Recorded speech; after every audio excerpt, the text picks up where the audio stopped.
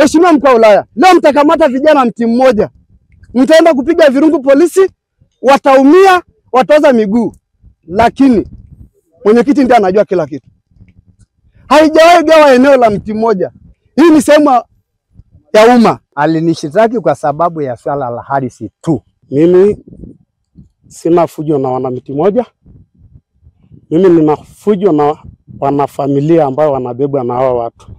Na eneo wangu ambayo watu wanagombania nina ndani ya miaka 12. Nikilisha ng'ombe, nalima, na sijawahi kupata ugomvi na mwenyekiti ambaye anaitwa Mekokoni ndiye alinipatia.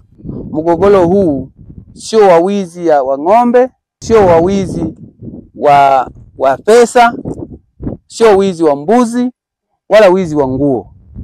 Ni mgogoro wa ardhi. Hatuwezi kuacha kushughulikia mgogoro huu. Oldonyo Media. Habari karibu nawe. Mkuu wa wilaya, hapa ndio mwisho ya Sepeko. Huku ni sehemu ya umma. Huku ni makazi ya watu. Mzee wangu alipokuwa aliongea ukweli. Ule pale. Mzee Lekenya ni mjomba wangu, amenunua pale eka 9. Mwisho ni mbona wale watoto wamekaa ni pale. Kwenda hivi mpaka Rakatan. Baba wangu alichimbwa eneo lake pale, lakini kijiji kilikaa pale mti mmoja. Hawa wazee anayekaa hapa wachunge eka 5, lakini sio eneo la kwao. Iko ndani ya eneo. Lakini Mheshimiwa mkuu wa wilaya, nakuomba kitu kimoja. Waziri huyu sijui ndo nani kati hawa wawili. Wanakuja usiku, wanakuja kupima eneo. Ndio maana ukipima hapa mpaka kwenye nguzo mpya, TANESCO mpya, anapima usiku, hajawahi kusaini kitabu ya kijiji. Wanajuana na mtendaji wa kijiji. Hao ndio wanajua kinachoendelea kwenye kijiji. Mheshimiwa mkuu wa wilaya, leo mtakamata vijana mti mmoja. Mtaenda kupiga virungu polisi, wataumia, wataoza miguu. Lakini mwenyekiti ndiye anajua kila kitu. Haijawahi gawa eneo la mti mmoja. Hii ni sehemu ya umma. Sasa hivi ana kesi mahakamani. Hana kesi mahakamani kwa ajili ya kudai eneo huku. Huyo angalia alichukua upande ule. Akaingia sehemu ya Ambasa. Kwa mfano huyu ni Mepukori, huyu marehemu anasema mwenyekiti. Akataka mtu kuja kukaa mbele yake. Ndio hapo tunachogombana. Hawagombani kuhusu eneo. Wanagombana kwa nini ukae mbele yangu? Maana yake ni sehemu ya umma. Wale muuzia ile sehemu ndio wao ni wale pale. Kwamba ni sehemu amenunua pale. Amenunua kwa Mostet eka 9. Kwa ufupi, mwaka 97 akiwa kuna DC alikuwa anaitwa Abdalla Kiato, kipindi ya kwanza alogwasa, tumegawa imbuga. Tukaotesha mahindi kama haya. Mimi nikiwa ndio mpimaji ardhi kutoka kule kilomita 8, mita 8,000, kilomita 8. Nikawapimia watu. Ikaji ikafutwa kwa sababu kulikuwa na kubwa ndogo na kubwa kuliko. Tumepambana kuzuia isifutwe. Paka sisi wajumbe tukafutwa serikali ya kijiji, tukaondolewa, ikaji ikafutwa, ng'ombe akasabiwa kwenye mashamba mwaka 97. Abdalla Kiato akatamuka kwamba tamko la serikali. Akasema natamka kupitia mkutano mkuu wa kijiji cha Rakatan. Eneo hili na mifugo na haitafuka korongo. Kwa maoni ya wananchi, korongo hili naenda paka kule kwenye daraja kubwa kule. Kwa hiyo kulikuwa natamka serikali. DC kama wewe ndio amesimama, akasema natamuka kupitia mkutano mkuu, kwa sababu mimi sina ardhi, sijui kitu, nasikiliza nye. Kwa sababu sisi tulikuwa tumepambana tusifutwe, tukafutwa tu kwa tukana na mkutano mkuu. Shahidi upo. Korongo ni hili, inapita hivi. Nani akaja kuisinisha? Pili, niende kukaa katika kamati. Mimi naomba huyu usatawala asiwepo. Tunaomba asiwepo. Sisi sio kipofu. Huyu amesoea huku, weka watu wengine, lakini huyu asiwepo. Mimi kwa jina naitwa Laiza Ngarsai Laiza. Mzee wa kijiji hii. Niliwahi kuwa katibu kata zaidi ya miaka 15 mpaka nikastaafu mwenyewe. kiongoza kata 9. Kama wenzangu walivyosema, mimi nilikuwa mjumbe wakati huo. Nina hakiki kwa Mungu na mimi ni Mkristo halisi. Eneo ni hili, mipaka ni haya. Hatukutoa kabisa kabisa, hata ichekiwe kwa namna gani. Huyu ni mdogo wangu, huyu. Sina hila na yeye. Lakini la pili, sisi hatumtuhumu huyu. Tunamtuhumu mwenyekiti aliyempa. Kuna nini? Nina nini yako? Nina nini yako? Hebu muulize mwenye mkuu. Ukinipokea, kwa nini unaipokea hoja yangu? Mimi ninachokiomba, naomba wasikilize wananchi. Kwa sababu hao wananchi wanaongea ukweli tena kwa uchungu. Sisi tumefika ofisi yako, sijui kama unakumbuka. Mara ya kwanza. Ulituambia tu hivyo kwamba hili swala huenda liko mahakamani. Tukakuambia sisi hatuna shida na Kenya, tuna shida na aliyempa ardhi. Hati inayosemekana ni ya 13, sivyo? Sisi tukikaa na kuikumbuka vizuri, ni hati ambayo ya viwanja ya mti mmoja ndio imeunganishwa. Tunaikumbuka vizuri. Imekuja tu imefojiwa ikaingizwa, ambayo hii ilileta ugomvi mkubwa mpaka hiyo eneo ya hospitali ikaji kamegwa, na hati tunazo. Kiniambia mkuu nitaleta. Sisi tunajua kwamba mwisho wa eneo la umma na maeneo ya watu ni korongo hili hapa. Sasa ng'ombe zetu sisi tulipoleta ng'ombe tukavuka korongo, ndo akatupeleka mahakamani kwamba tumeingilia eneo lake. Lakini sisi tukiwa tunakaa hatujui kwamba tukivuka korongo tunaingia eneo la mtu. Miaka yote tunajua kwamba tukivuka korongo tunaingia eneo la kijiji la umma. Mimi kwa jina naitwa Lekenya Bordoni. Na nikisimama hapa nasimama kwa imani yako mkubwa sana. Maana siwezi kusema historia hii karatasi na inatakiwa unapoongea inafaa nitoe taarifa kama unapozungumza. Lakini kwa kuwa najua hii hali haijatoka kwa kama unapoeleza, siwezi kutoa kwa sababu gani. Mimi sina fujo na wanamiti moja. Mimi nina fujo na wanafamilia ambao wanabebwa na hawa watu. Na niliheshimu sana baada nikisikia kwamba unakuja. Maana kesho naenda kesi na familia nyingine ambayo ndio tunagombana nao. Ambaye nilikusubiri mpaka muda wa saa 9 kama dakika 20 hivi. Ndio nikashuka kuja kuchukua document zangu ambayo wakili yangu bado hawajakamilika nazo.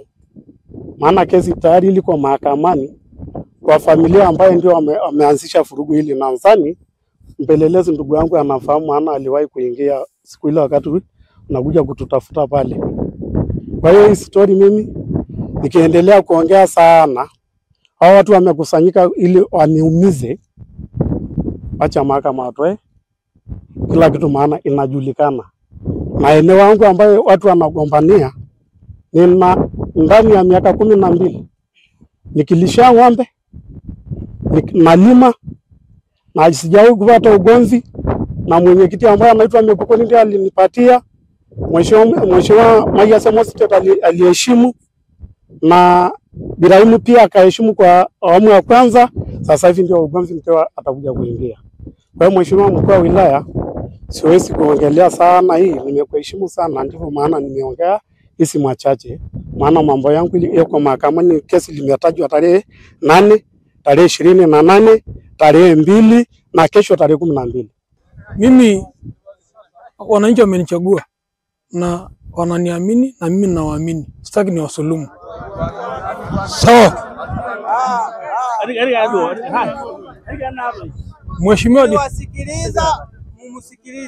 Mheshimiwa DC, hawa watu wanasema sasa hivi wanakuja kusema korongo. Kuna shirika lililokuja lisilo la serikali, tulikaa kama serikali ya kijiji, tukawakuta wananchi, tukakubaliana mipango bora ya ardhi. Sasa hivi wanavyokuja kudai kwamba ilikuwa korongo, mimi niliwaongezea kidogo maeneo, niliwaambia tuweka hapa, wakasema ndio, tukakubaliana hivyo. Nataka upate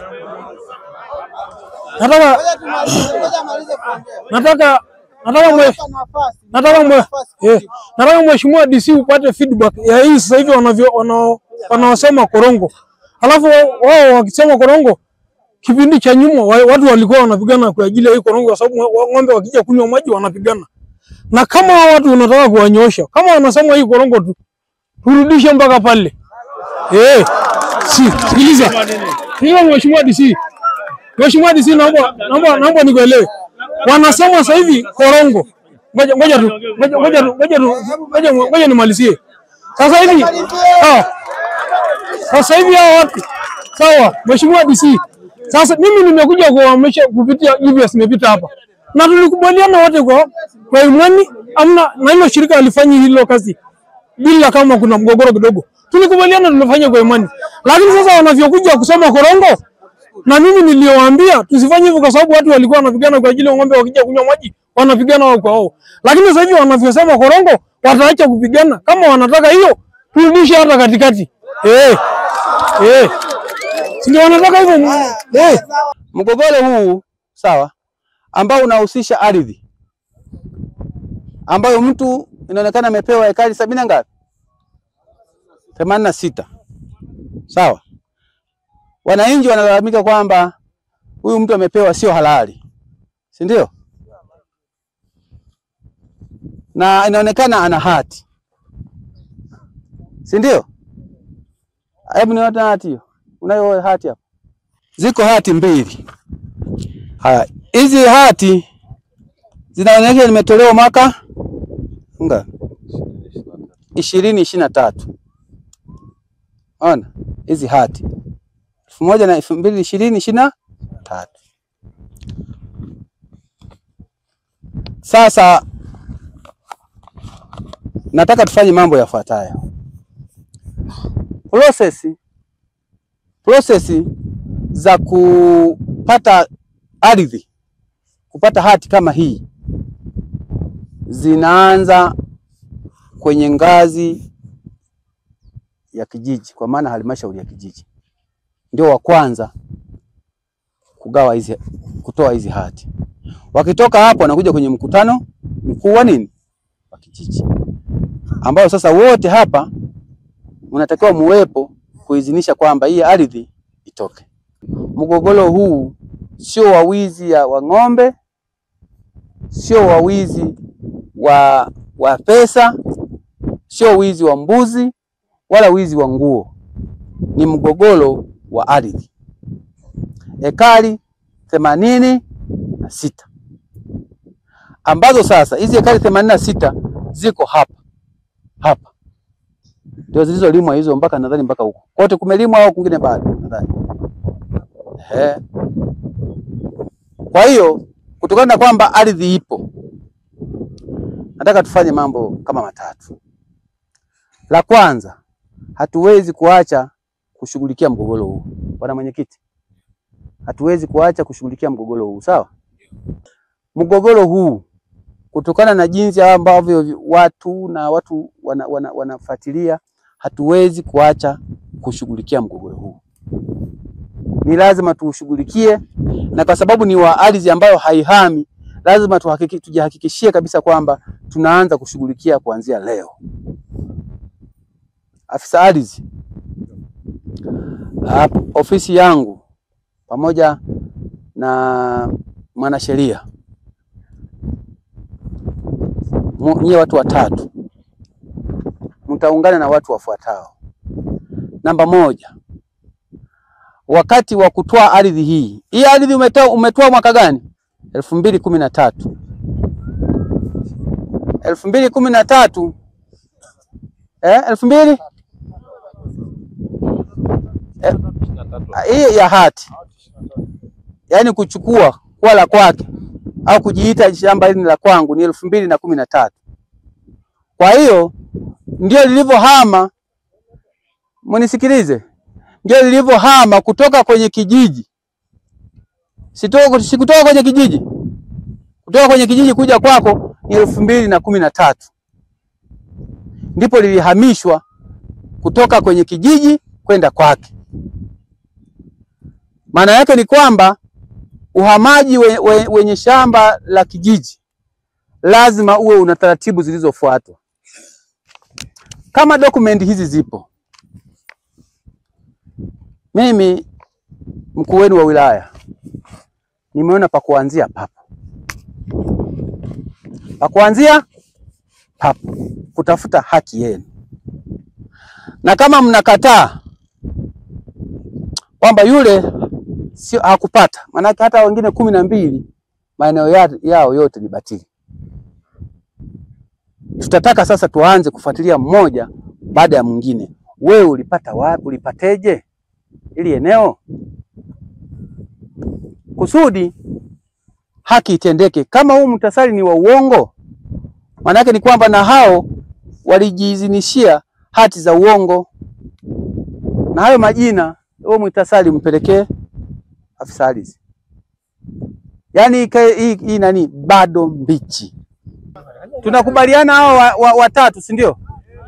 Hao watatu. Wewe mzee unaingia huko wewe kaa huko. Watatu, 1, 2, 3. Sasa hawa wataingia kwenye kamati yangu. Unanisikia?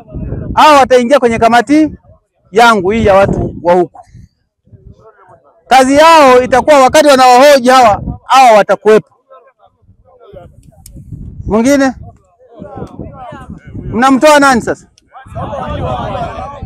Haya, basi sawa.